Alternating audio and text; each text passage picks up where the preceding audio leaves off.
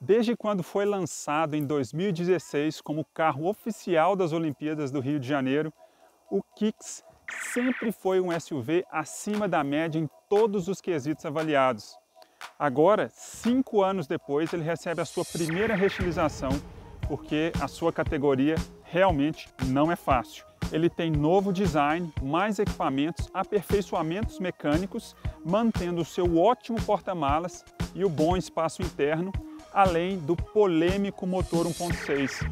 Vamos saber o que mudou? Será que o carro continua muito bom? Vamos lá!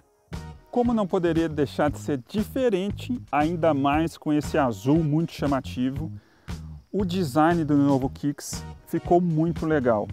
Ele quebra pescoço de outros proprietários de Kicks aqui na rua de BH, viu? Aconteceu várias vezes, talvez muito aqui por essa dianteira que ficou muito legal. Algumas pessoas acham um pouco desproporcional, mas eu gostei. Tem essa grade central aqui bem grande, que comporta aqui embaixo a câmera dianteira, ó. Esse é o novo símbolo da Nissan, que está um pouco recuado aqui em relação ao que era o antigo Kicks. E ele tem também novos faróis, que são mais finos, né?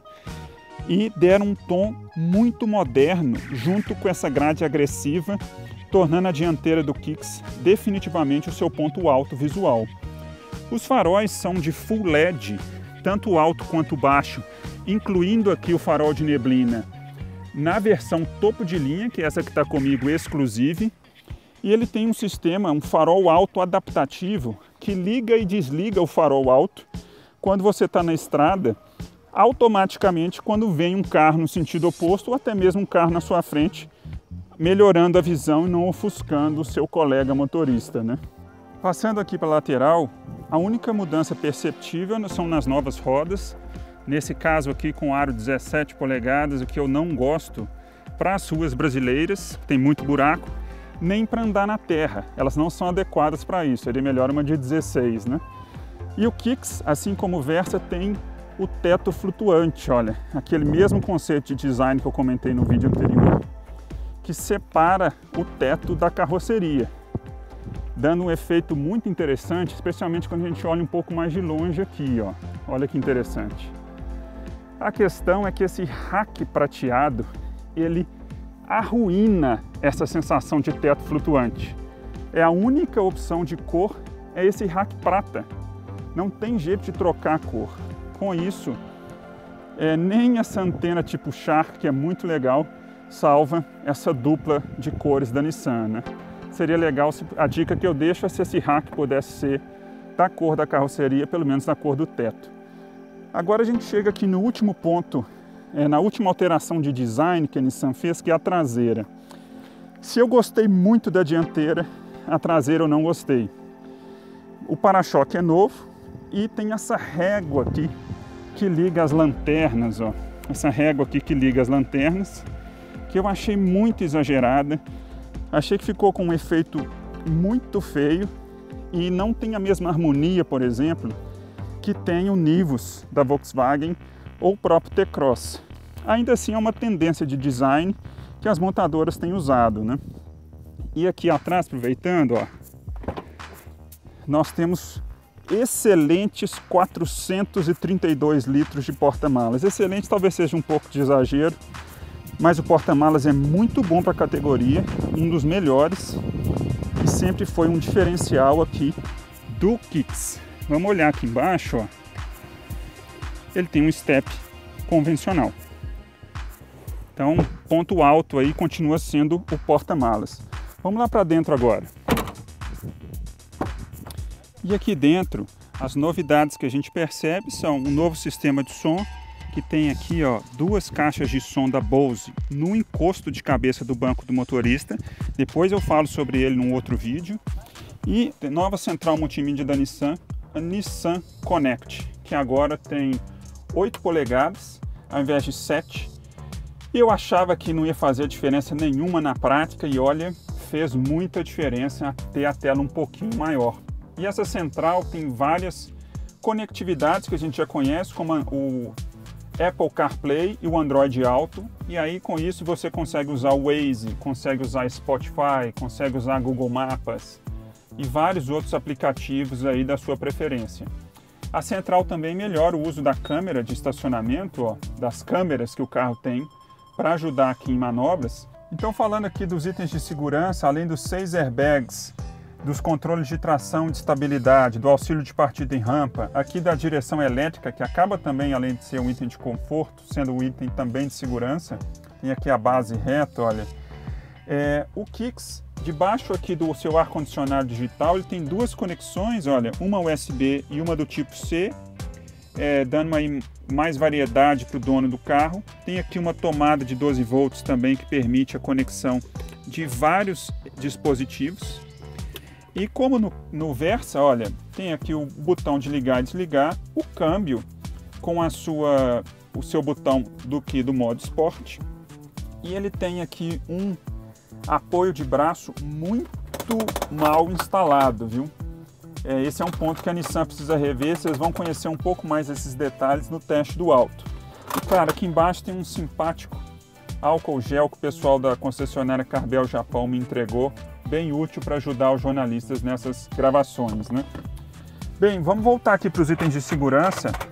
O Kicks tem um sistema chamado alerta de tráfego cruzado traseiro. Vocês já viram isso no meu vídeo do Versa, mas ele é um sistema que previne colisões e atropelamentos involuntários nas manobras de ré, já que ele emite sinais para o motorista quando há aproximação de um outro veículo ou também de uma pessoa.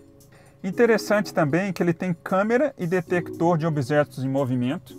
É a câmera dianteira que eu mostrei agora há pouco, com mais uma câmera traseira, mais 2 câmeras laterais, uma em cada retrovisor, além da já tradicional câmera traseira. E elas são muito úteis para qualquer tipo de manobra, pois o motorista tem uma visão 360 graus do Kicks.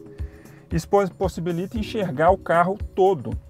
Então isso é extremamente útil em qualquer tipo de manobra, é muito legal mesmo.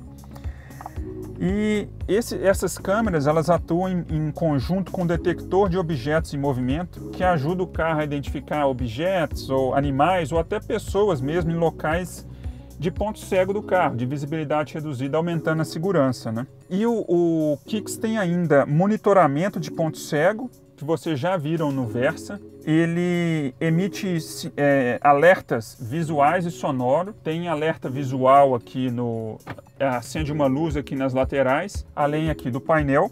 E ele avisa se tem um veículo no seu ponto cego, né? É um item, como eu disse, mais útil do dia a dia aqui com o carro. O Kicks tem ainda um sistema muito interessante chamado de alerta de mudança de faixa inteligente, que ajuda o motorista a não invadir a faixa oposta. É algo na estrada super útil, né? Ele usa uma câmera que fica aqui no para-brisa e ele avisa no painel quando o carro invade a faixa central da estrada, e ele também faz o volante vibrar, o que é super interessante e muito prático também, né? E o Kicks conta ainda com alerta de colisão frontal, que detecta objetos na frente do carro, né, e avisa o motorista no painel. E se o motorista não acionar o freio, o sistema inteligente de frenagem, que atua em conjunto aí com esse alerta de colisão frontal, ele entra em ação para frear o carro. Isso é muito legal também. Para a gente fechar essa parte de segurança, reparem aqui na tela, olha, é o controle dinâmico de chassi.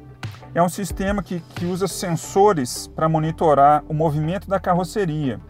E a partir disso ele atua no freio motor e nos freios para tornar o carro mais estável nas curvas. Interessante é que a gente consegue também ver aqui no painel o funcionamento desse sistema. Claro que você não vai ficar olhando o tempo inteiro para ele quando você estiver dirigindo o carro, mas não deixa de ser interessante acompanhar o que acontece, né? Pessoal, então agora vamos ver o Kicks em movimento, para a gente conhecer os detalhes dinâmicos dele. Bem, o Kicks é um carro muito parecido com o Versa, isso é a primeira coisa que a gente nota desde o início. E eu vou parar de falar um pouquinho aqui do Kicks, porque eu estava enrolando até o pessoal da Fiat sair com o novo SUV deles, camuflado, que está bem aqui na nossa frente, que é o SUV baseado no Argo. Ele vai ser lançado em breve. Vocês podem verificar, o carro está bem na minha frente e eu serei ultrapassado em breve por um outro, exatamente o mesmo. Esse pessoal estava conversando, eu vou até dar espaço aqui para ele passar. Então isso é interessante aqui, a gente que Eu que moro em Belo Horizonte, né, fábrica da Fiat aqui na Grande BH, em Betim.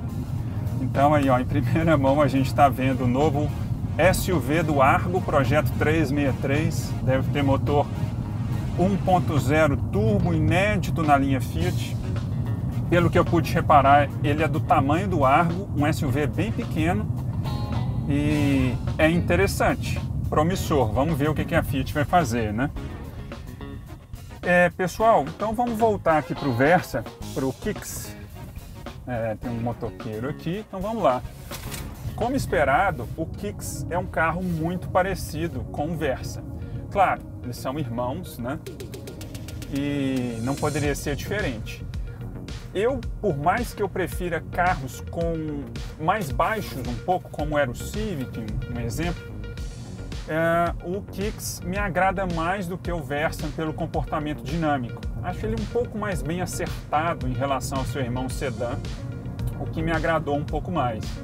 É interessante que quando a gente começa a rodar com o Kicks, uma das primeiras coisas que eu notei, não sei se eu estou sensível demais ou não, foi a melhora acústica interna. Eu já tinha falado muito sobre isso no caso do Versa, e isso era uma reclamação não só dos donos de Marte V-Drive, como também do Kicks. Uma coisa curiosa, conforme me informou uma pessoa da concessionária. E pensando nisso, a Nissan ela melhorou o conforto acústico aqui, o trabalho feito no para-brisa, o que eu já notei diferença de melhora acústica aqui dentro. Inclusive eu não preciso nem falar tão alto como eu estou aqui na gravação, né? É interessante que a Nissan trabalhou também em melhorias mecânicas aqui para o novo Kicks. Ela prendeu o eixo traseiro e a caixa de direção em outro local. E isso permitiu que a suspensão do carro ficasse mais equilibrada e também estável. Permitiu também, isso eu notei aqui na prática, especialmente na cidade, que a direção ficasse mais direta. Isso é muito bem-vindo, eu gosto muito de carros com direção mais direta. Permitiu também que o carro ficasse mais na mão, mais estável um pouco nas mudanças de faixa, o que é sempre muito bem-vindo. Outro ponto trabalhado pela Nissan foi na parte de frenagem, mas ela não mexeu necessariamente nos freios, ela mexeu nos pneus. E eles têm um coeficiente de atrito maior, o que melhorou a eficiência da frenagem, por exemplo, em chuva ou numa situação de emergência que você tem que pisar forte no freio para o carro parar. Isso é sempre muito bem-vindo, né? Pena que ela insiste em pneu de aro 17, que é algo que eu não gosto, acho inadequado para as ruas brasileiras e acho péssimo para rodar na terra, lembrando que um SUV é um carro feito também para rodar na terra. Agora, é muito bonita a roda 17, isso eu não posso negar. Falando do acabamento, o Kicks não teve nenhuma mudança em relação à sua linha anterior e isso não é uma coisa ruim, porque o Kicks, assim como o Versa, ele não tem um acabamento de alto padrão, coisa assim refinadíssima. E não acho até que o Kicks tenha o melhor acabamento da categoria.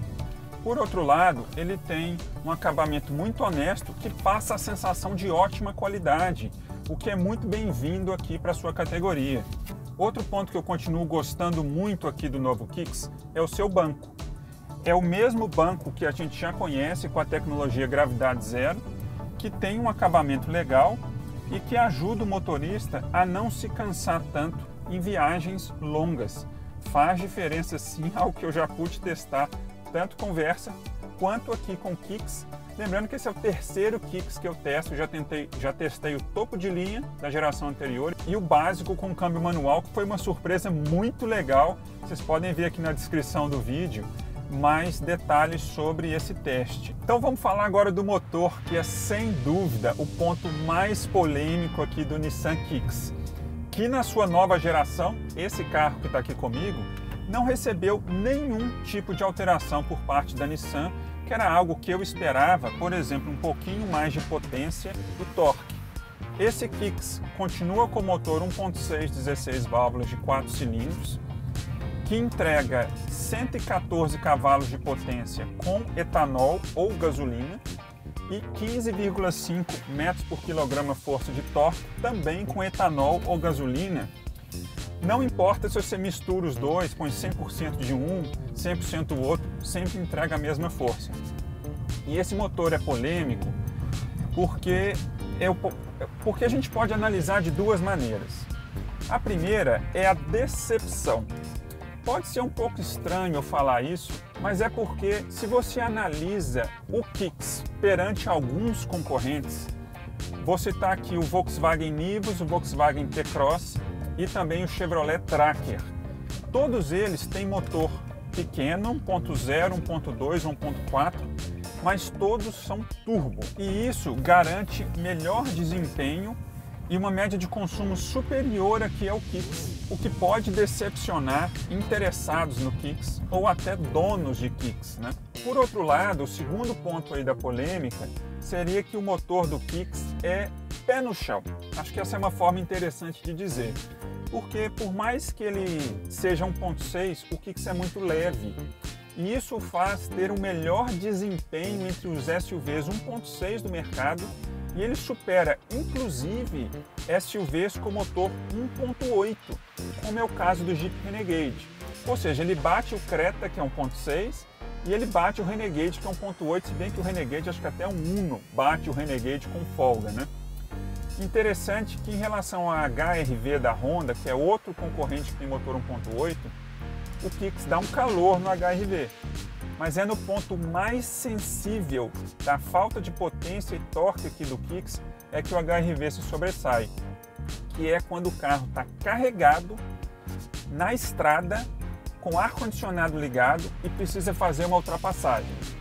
Aí sim faz diferença o motor 1.8 do HR-V em relação ao 1.6 aqui do Kicks. Agora, o motor 1.6 do Kicks é muito honesto. Ele é um excelente motor 1.6 e entrega o desempenho de um motor 1.6. A gente não pode esperar mais do que isso.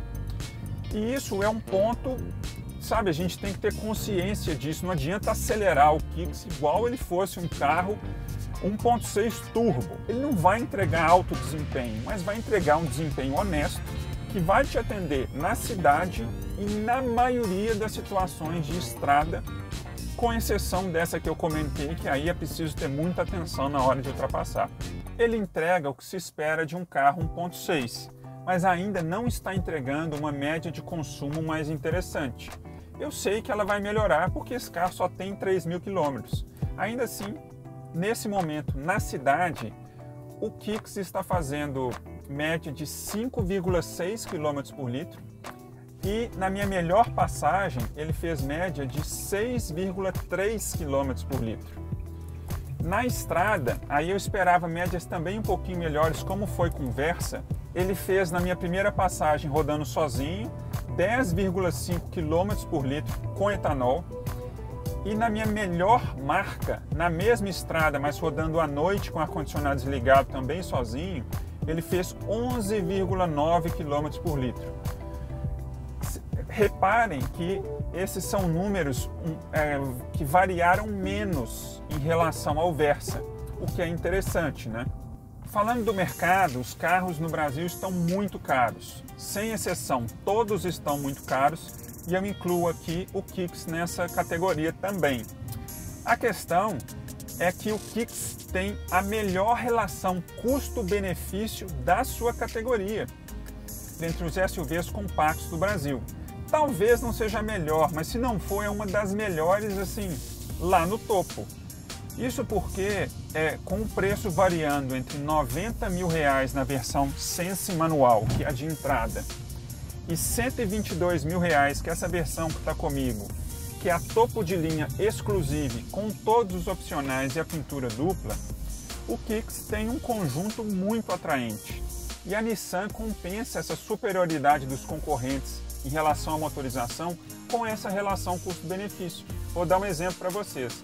Essa versão topo de linha aí na casa de 122 mil é mais barata do que o T-Cross intermediário Comfortline e do que o Honda da HR-V LX, que é o topo de linha 1.8, mas não é o topo de linha da gama, que fica no caso para o Touring.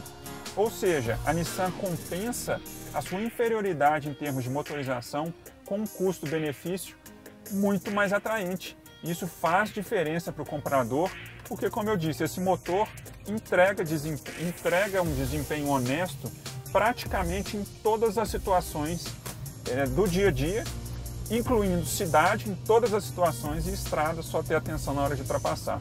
Pessoal, para fechar o nosso vídeo, eu queria falar que o Kicks é um carro muito legal.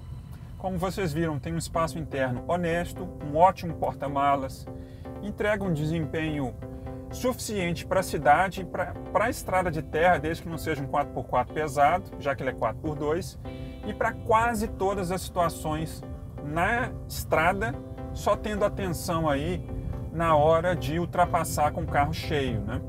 Além disso, tem uma ótima lista de equipamentos, muitos itens de segurança, é muito bem-vindo isso, e tem também um design bacana, um preço com uma relação custo-benefício muito boa, incluindo as revisões. Lembrem-se sempre das revisões, porque o Kicks tem um preço muito competitivo em relação aos seus concorrentes. Até aqui embaixo na descrição do vídeo eu deixei um link do 0 a 100 blog, onde você consegue ver esses valores das revisões. E eu queria encerrar fazendo um pedido para vocês.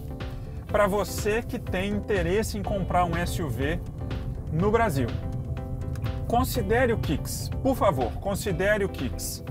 Por que eu peço isso? Porque ele é um carro que está na média ou acima da média em praticamente todos os quesitos de análise. Então você cria um padrão, você tem um bom padrão para poder comparar outro carro.